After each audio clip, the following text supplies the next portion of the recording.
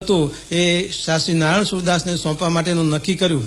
આવી જ્યારે વિચારસરણી એ ભક્તોને જાણવા મળી ત્યારે જે સંપ્રદાયને વિશે જે મમત્વ બુદ્ધિવાળા જે ભક્તો હતા એ બધાને એમ થયું કે આવા જો નાના યુવાન સંતને જો આ સંસ્થાની આ બધી જવાબદારી સોંપવામાં આવશે તો એ વધારે ચાલશે નહીં અને ઘણી બધી મુશ્કેલીઓ આવશે. એટલે એ હેતુથી કેટલાકે શાસ્ત્રી મહારાજને વાત કરેલી, પણ શાસ્ત્રી મહારાજે કોઈની વાત સાંભળી નહોતી. ઘણાએ તો એમાં વિરોધ કરવા માટે પ્રયત્ન પણ કરેલા, પણ એ બધા નાકામયાબ નીવડ્યા.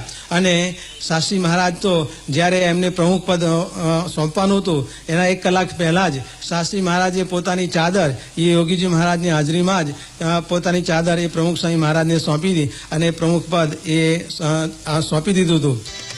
તારીખ 21મીના રાત્રે લોક કલાકાર શ્રી પ્રફુલ્લ દવે ભજનોની રમઝટ બોલાવી સૌને ભક્તિરસમાં તરબોળ કરી દીધા. સદગુણ સાગર પ્રમુખ સ્વામી વંદન કરીએ શિરનામી, સાધુતાના રંગે વાળો જશ વધાર્યો દુનિયામાં, સાધુતાના રંગે વાળો જશ વધાર્યો દુનિયામાં.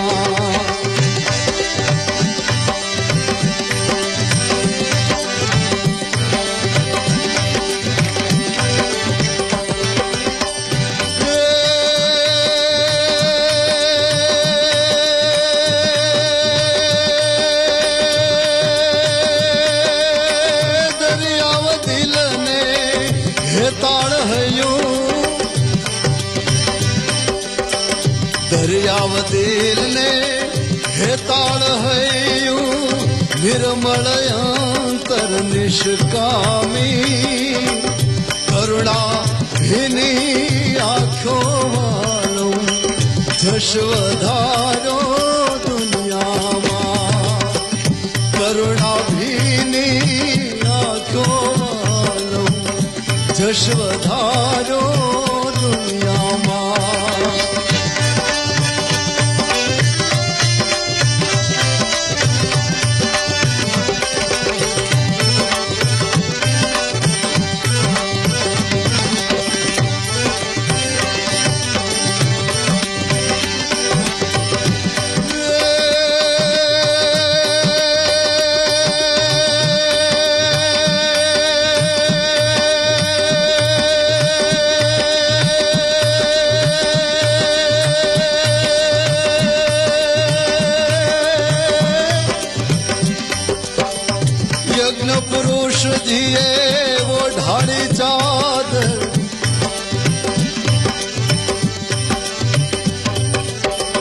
યજ્ઞ પુરુષજીએ ઓઢાડી ચાદર, ભગવી ગુણીય રૂપાળી, સાગર પાર પહોંચાડી વાલો જશ વધાર્યો દુનિયામાં, સાગર પાર પહોંચાડી વાલો જશ વધાર્યો દુનિયામાં.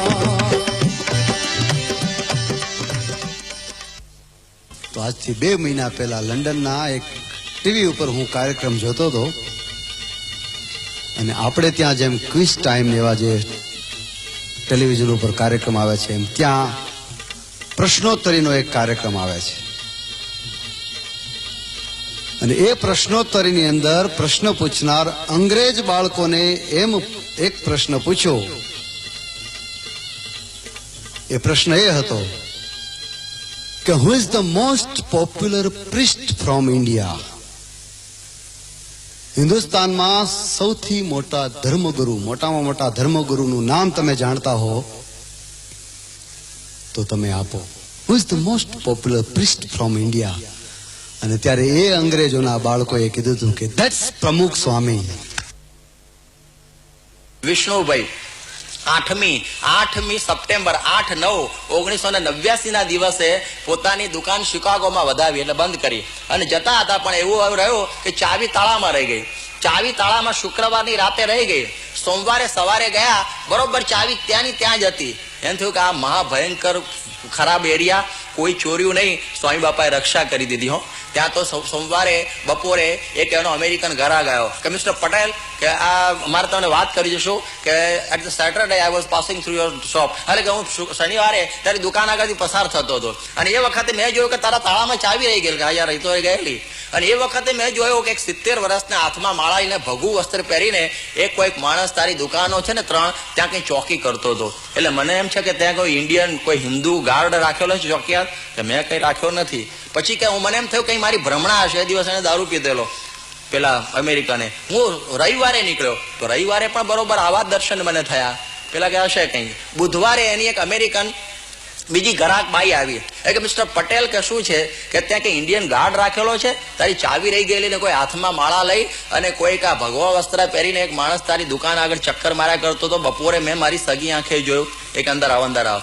એ બાઈને અંદર બોલાવી. એના ઘરમાં પ્રમુખ સ્વામીનો મોટો ફોટો હતો. અરે એની દુકાનમાં એને કહ્યું કે આ પુરુષને તું ઓળખે છે? કે ધીસ ઇઝ ધ મેન. આ જ માણસને મેં બરોબર વ્યવસ્થિત રીતે ચોકી કરતા જોયેલો. વિષ્ણુભાઈ મોટા એન્જિનિયર ફાર્માસિસ્ટ છે. એક ઓહો સ્વામી આપણી આવી રક્ષા કરે છે, આપણે ભૂલી જઈએ છીએ, એ આપણને સંભાળે છે. ગઢડાનો એક પ્રસંગ છે કે એક વખત ગઢડાની અંદર સ્વામીશ્રી પોતે બિરાજમાન હતા અને એ વખતે પૂજ્ય ડૉક્ટર સ્વામી અને પૂજ્ય આચાર્ય સ્વામી એ બંને સંતો પરમ પૂજ્ય સ્વામીશ્રીને મળવા માટે એમની રૂમમાં પધાર્યા. જેવા રૂમમાં દાખલ થયા ને એવી જ એકદમ લાઇટ જતી રહી. એટલે હવે એકદમ તમે આમ બહાર અજવાળામાંથી જયા આવો અને તે એકદમ અંધારું થઈ જાય તો શું હાલત થાય? અંદર કંઈ દેખાય નહીં. પણ સ્વામીશ્રીએ બંને સંતોને બોલાવ્યા કે આવો. એટલે સ્વામીશ્રીના અવાજના અણસારે બંને સંતો અંતર દાખલ થયા. સ્વામીશ્રી કે બેસો. જે કે આમ આશ્રય અનુમાન કરીને બંને સંતો ત્યાં બેઠા. પછી બધી વાતચીત આગળ ચાલી. થોડીક વાર થઈ ત્યાં લાઇટ આવી અને જ્યારે પ્રકાશમાં બંને સંતોએ જોયું કે સ્વામીશ્રીએ પોતાને જે બેસવાનું જે પાથરણું હતું એ પાથરણું આ બંને સંતો માટે પાથરી આપ્યું હતું. તો જુઓ, ઘણા ગુરુને જોયા છે કે જ્યાં સુધી શિષ્ય આસન ના પાથરે ને ત્યાં સુધી ગુરુ પોતે આસન પોતે બિરાજેની સભામાં ગમે ત્યાં તમે જાઓ, પરંતુ શિષ્ય માટે પોતાનું આસન પાથરી આપે. કહો ને કે શિષ્ય માટે પોતાના પ્રાણ પાથરી આપે એવા ગુરુ તો એક પ્રમુખ સ્વામી મહારાજ છે. હું એવા પ્રસંગોનો સાક્ષી છું કે જ્યાં બાપાએ ઊંચ નીચનો કોઈ ભેદભાવ નથી રાખ્યો, હિન્દુ મુસલમાનનો કોઈ ભેદભાવ નથી રાખ્યો, ધર્મનો ભેદભાવ નથી રાખ્યો. તમામને ઈશ્વરનો અવતાર કરીને, તમામને ઈશ્વરના એક પ્રતિક ગણીને બાપાએ સમાજની સેવા કરવાનું બીડું ઝડપ્યું છે.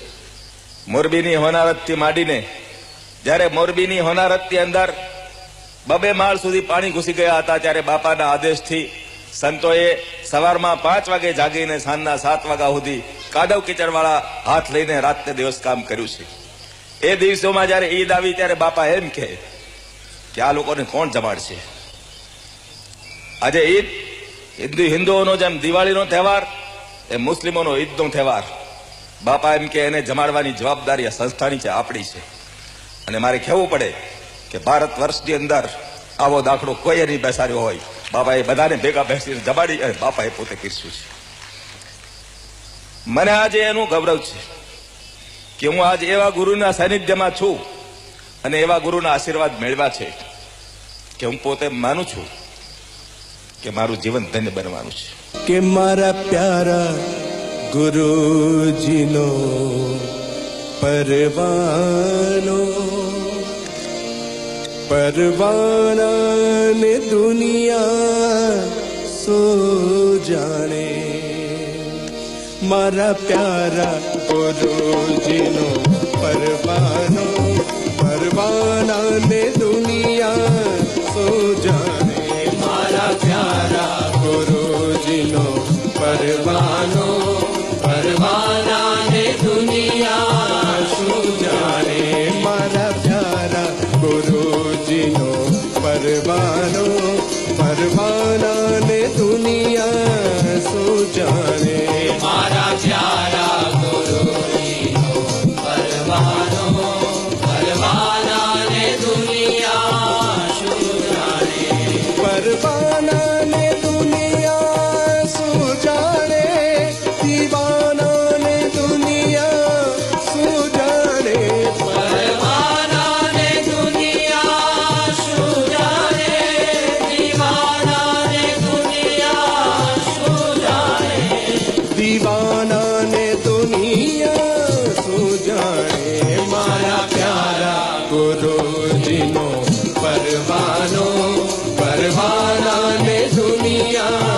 સુજાણે મારા પ્યારા ગુરુજીનો પરવાનો પરવાનાને દુનિયા સુજાણે.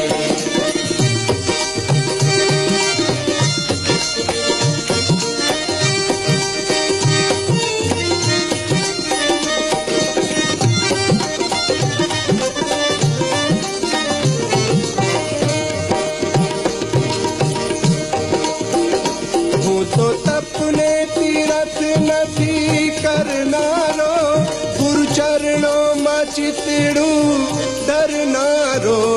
તો સપને તીરથ નથી કરનારો, ગુરુ ચરણોમાં ચિતડું ધરનારો. ગુરુ ચરણોમાં ચિતડું ધરનારો, ગુરુ ચરણોમાં ચિતડું ધરનારો. કે હું તો પ્રેમ મગન થઈ ફરનારો.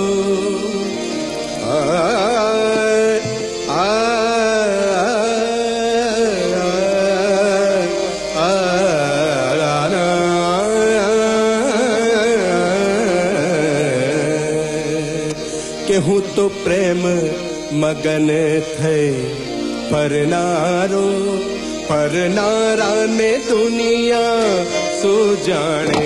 હું તો પ્રેમ મગન થઈ ફરનારો, ફરનારાને દુનિયા સુજાણે. મારા પ્યારા ગુરુજીનો પરવાનો તારીખ 22મીના રાત્રે શ્રી રામભાઈ કાગે પોતાની ચારણી શૈલીમાં મીઠી હલકમાં ભજનો લલકાર્યા. અમે સુરેશભાઈ આવતા હતા, એમાં બાપાની વાત નીકળી.